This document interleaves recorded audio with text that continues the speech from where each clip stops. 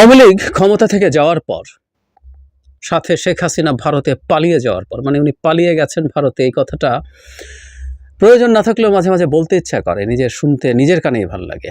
যাই হোক, যাওয়ার পর বেশ কয়েকটা জায়গায় আমাদের খুব সিগনিফিক্যান্ট কতগুলো পরিবর্তন দেখা যাচ্ছে। এর মধ্যে একটা হচ্ছে ভারতের সাথে আমরা কিভাবে ইন্টারাক্ট করছি। আমি মনে করি এই অন্তর্বর্তীকালীন সরকার একটা খুব গুরুত্বপূর্ণ কাজ আমাদের জন্য করছেন, ভারতের সাথে আমাদের সম্পর্কটাকে সঠিক জায়গায় নিয়ে আসার চেষ্টা করছেন। এটা নিয়েই কথা বলবো। তার আগে ভারতের সাথে রিলেট করা যাবে, সেটা হলো একটা স্বৈরাচারী সরকার যখন ক্ষমতায় থাকে সে তখন জনগণের ম্যান্ডেটকে আর পাত্তা দেয় না, তোয়াক্কা করে না। তো আপনার মানুষের ভোট যদি না লাগে, আপনার ম্যান্ডেট যদি না লাগে, তখন আপনি মানুষকে আর পাত্তা দেন না। আমার বিবেচনায় এটা খুব ভয়ঙ্কর ব্যাপার ছিল যে আওয়ামী লীগের সামনে আমরা ঠিক মানুষ ছিলাম না। আওয়ামী লীগের লোকজন বেশিরভাগ ক্ষেত্রে, আমরা যারা সাধারণ মানুষ, আওয়ামী লীগের লোকজন অসাধারণ মানুষ, আমরা সাধারণ মানুষ, আমাদেরকে এমন একটা দৃষ্টিতে তাকাতো যে আমরা ঠিক খুবই করুণার পাত্র, আমরা মানুষ না, আমরা সাব হিউম্যান, আমরা রীতিমতো কীটপতঙ্গ, নর্দমার, এরকম একটা লুক ছিল। সো আমাদের যে লিস্ট একটা নাগরিক হিসাবে মর্যাদা, সেই মর্যাদাটা আমরা ফিল করতাম না।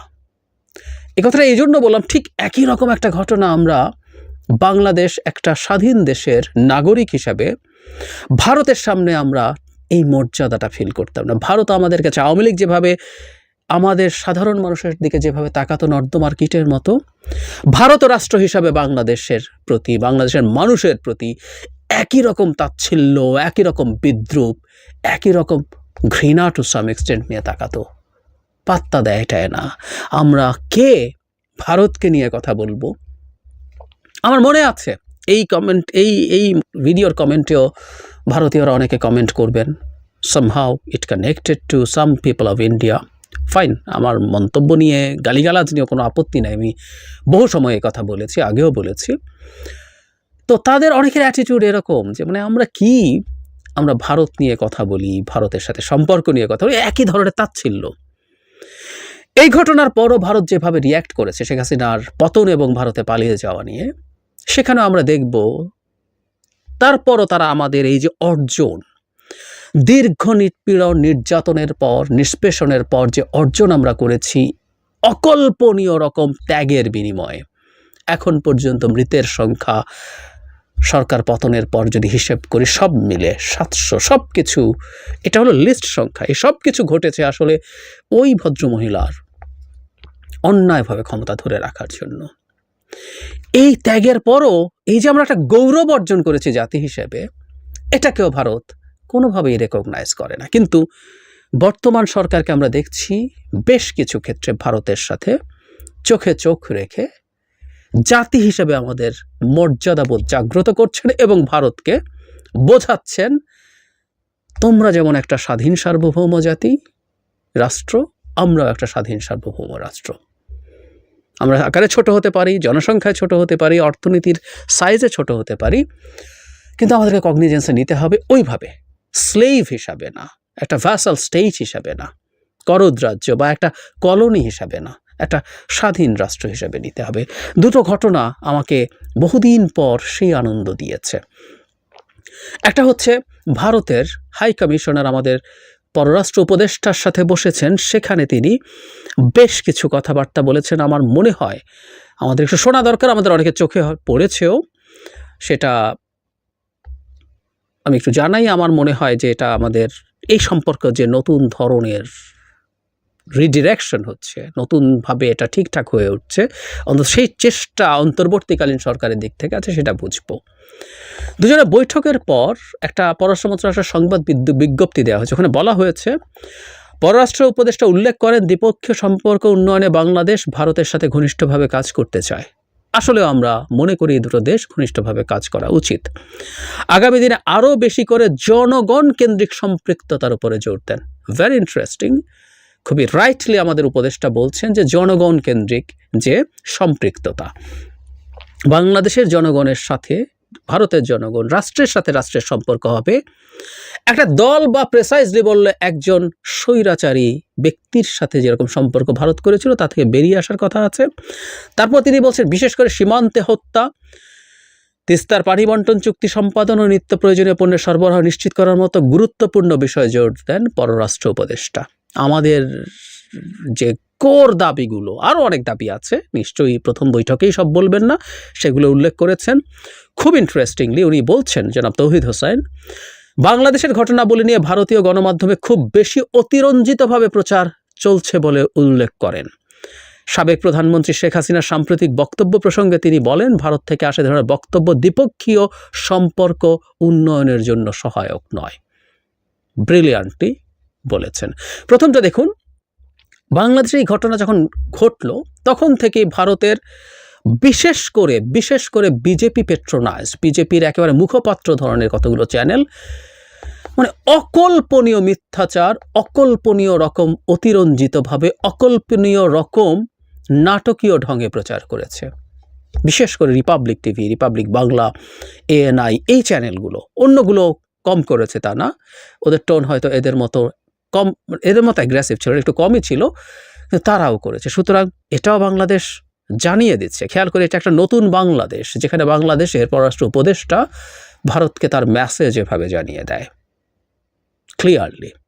যেটা সবচেয়ে বেশি আলোচিত, প্রধানমন্ত্রী যে ভারতে বসে বসে এরকম বক্তব্য দিচ্ছেন, সেটা দ্বিপক্ষীয় যে সম্পর্ক উন্নয়নের জন্য সহায়ক নয়। এই জায়গাটা খুব জরুরি। খেয়াল করি আমরা শেখ হাসিনাকে একটা পতিত স্বৈরাচার, এই পতিত স্বৈরাচার পালিয়ে ভারত গেছেন, ভারতে তার আশ্রয় থাকা নিয়ে আমাদের প্রশ্ন আছে। কারণ যাওয়ার আগের মিড জুলাই থেকে ক্ষমতাচ্যুতির আগ পর্যন্ত তিনি একটা ম্যাসাকার ঘটিয়েছেন, মানবতা বিরোধী অপরাধ করেছেন। সিরিয়াসলি কয়েকশো মানুষের মৃত্যু, হাজার হাজার মানুষের আহত হওয়া, কয়েকশো মানুষের অন্ধ হওয়া, এই রকম ঘটনা উনি ঘটিয়েছেন এবং এই পুরো রাষ্ট্রকে একটা বিপদের মুখে ফেলে দিয়ে উনি পালিয়েছেন। শুধু তাই না, এই পুরো সময়টা তিনি যখন ক্ষমতায় ছিলেন, তিনি গুম, বিচার বহির্ভূত হত্যাকাণ্ডের মতো মানবতা বিরোধী অপরাধ করেছেন, যেগুলো তার ইন্টারন্যাশনাল ক্রিমিনাল কোর্টে ট্রায়াল করা সম্ভব। বাংলাদেশে তো তার বিরুদ্ধে কত মামলা হতে পারে, দুর্নীতি দুঃশাসন রিলেটেড মামলা সরিয়েও যদি রাখি।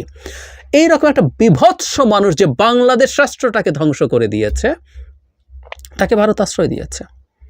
এটা ইটসেলফ ভারতের কাছে আমাদের বিরাট চাপের বিষয় হওয়া দরকার। যদিও শশী থারুর, যিনি বাংলাদেশ বিষয়ে মোটামুটি সেন্সিবল কথা বলেছেন, তিনিও দেখলাম শেখ হাসিনাকে আশ্রয় দেওয়াকে পজিটিভলি নিচ্ছেন, কারণ তার বন্ধু বলছেন, কারণ কংগ্রেসেরও একসময় বন্ধু ছিল।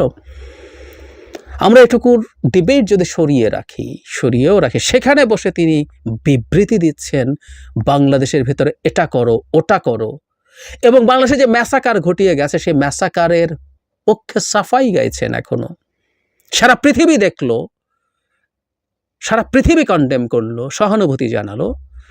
ভারত বাংলাদেশের এই ম্যাসাকার নিয়ে জানালো না, শুধু কিছু হিন্দুর ওপরে কিছু হয়েছে কিনা সেটা নিয়ে তাদের মাথা ব্যথা। এই ম্যাসাকার নিয়ে জানালো, সেই ম্যাসাকার নিয়ে মিথ্যাচার করছেন ভারতে বসে বসে শেখ হাসিনা, আহ্বান জানাচ্ছেন এটা করো ওটা করো। এটা তো হতেই পারে, আমরা ক্ষুব্ধ হয়েছি, এবং আমাদের উপদেষ্টা এটা জানিয়ে দিয়েছেন। কি অসাধারণ দৃশ্য!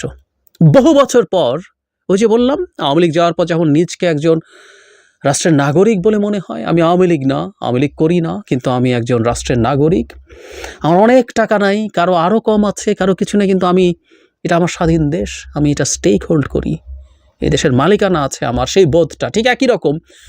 এই উক্তিগুলো সেই রকম একটা অনুভূতি দিচ্ছে। আমি আরেকটা উক্তি যোগ করতে চাই, আমাদের স্বরাষ্ট্র উপদেষ্টা ব্রিগেডিয়ার জেনারেল সাখাওয়াত হোসেনের উক্তি। উনি বর্ডার গার্ড বাংলাদেশের উদ্দেশ্যে স্বরাষ্ট্রমন্ত্রী বলেছেন, বিজিবির মতো একটা ফোর্সকে পিঠ দেখাতে বলেছে সীমান্তে আমাদের লোক মারে, বিজিবি পতাকা বৈঠক করতে বাধ্য হয়। আমি বলেছি যে পিঠ দেখাবেন না, এনাফ ইজ এনাফ। আপনি চিন্তা করে দেখেন তো, হ্যাঁ, এই সরকার ক্ষমতায় আসার পরও একজন সীমান্তে হত্যাকাণ্ডের শিকার হয়েছেন। ভারত তার শত্রুতামূলক অ্যাটিটিউড রেখেই দিয়েছে, কিন্তু বাংলাদেশের একজন উপদেষ্টা বলছেন সাহস করে, হ্যাঁ, বিজেপিকে পিঠ দেখাতে বলা হয়েছিল, ওরা মানুষ মারবে, বিজেপি পতাকা বৈঠক করে তাদেরকে নিয়ে আসবে। উপদেষ্টা বলছেন আর পিঠ দেখাতে হবে না, দেখাবেন না, এনাফ ইজ এনাফ, আসলেই এনাফ ইজ এনাফ। অথচ আগের সরকারের কথা আমাদের মনে থাকার কথা, হাসিনার সরকার, যেখানে মন্ত্রী পর্যন্ত বলছে যে চোরা কারবারি করে বলে এটা হয়, না করলে হতো না। বিজিবির চিফ এই দেশের জনগণকে, বিজিবির ডিজি এই দেশের জনগণকে দায়ী করেছে সীমান্তে হত্যার জন্য।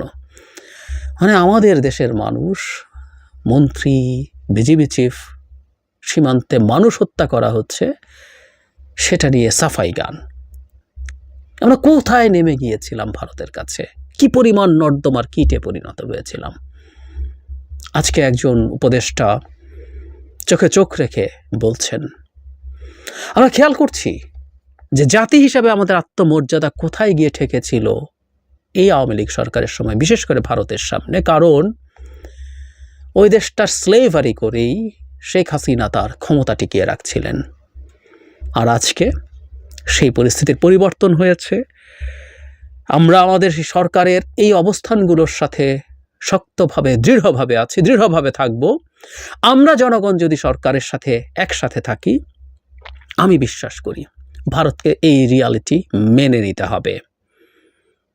এতদিন আমরা কোনোভাবেই সমর্থন করিনি, কিন্তু যায় আসেনি, কারণ একটা স্লেভ সরকারকে দিয়ে ভারত যা চেয়েছে তাই করিয়ে নিয়েছে, যা চেয়েছে তাই, যেভাবে চেয়েছে, যতটুকু চেয়েছে। বাংলাদেশের সব স্বার্থ বিসর্জন দিয়ে ভারতের স্বার্থ রক্ষা করিয়েছে। এখন সেই সরকারটা নেই, সেই সরকারটা জনগণের চাওয়ার সাথে রেজোনেট করছে। দুটো যদি আমরা একত্র থাকতে পারি, শক্ত থাকতে পারি, ভারতের সামনে আমরা ওই যে আমাদের দেশে যেমন মানুষ হয়ে উঠলাম, ভারতের সামনে আমরা একটা রাষ্ট্র হয়ে উঠব, একটা করদ রাজ্য কিংবা কলোনি না।